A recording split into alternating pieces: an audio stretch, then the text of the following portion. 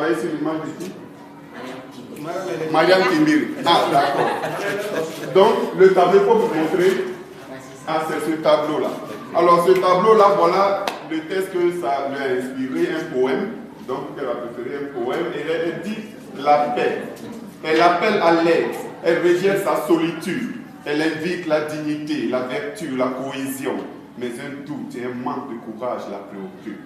Elle espère quitter sa peur, sa tristesse, son obscurité pour une vie meilleure.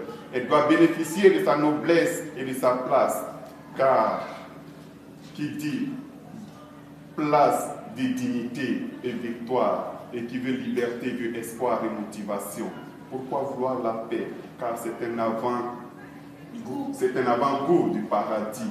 Et tout le monde aime le paradis. Et paradis est synonyme du paradis. De paix.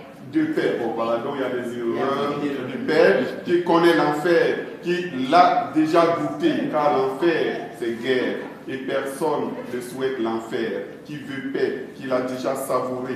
Et tout le monde aime la paix. Et parle de paix, parle de paradis, qui dispose de la paix, ou qui est déjà membre du paradis. C'est un mystère qui reste irrésolu, qui veut dire qu'être en deuil, mourir, souffrir, fait plaisir. Jalousie font leur possible pour être des opposés. Sa vertu, son silence, sa pureté, son innocence font d'elle une principale cible. Voilà le texte qu'elle a commencé à écrire sur votre tableau.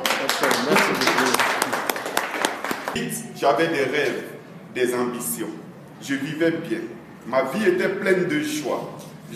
D'abord, elle a précisé l'image, c'est une image qui présente une fille assise qui a la main sur la joue, qui montre un signe de désespoir et de pensée lointaine. C'est cette image qu'elle a choisie et c'est sur ça qu'elle écrit ce poème. Petite, j'avais des rêves, des ambitions, je vivais bien. Ma vie était pleine de joie. J'étais courageuse et surtout remplie d'esprit, car dans le monde où je vivais était serein, le ciel avait une couleur bleue et se reflétait dans la mer.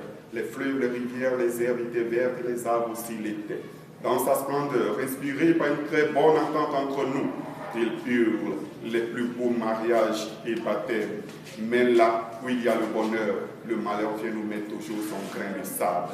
Petit à petit, je le sens venir. Elle approche à grands pas. Oui, la guerre, la tristesse, elle était là, juste là, à la porte, avec son sabre. Je regarde le ciel pour la dernière fois avec.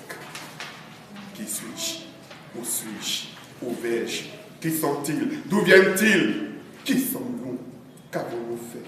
Continuerons-nous à nous faire mal? Quand sortirons-nous de nos cachettes?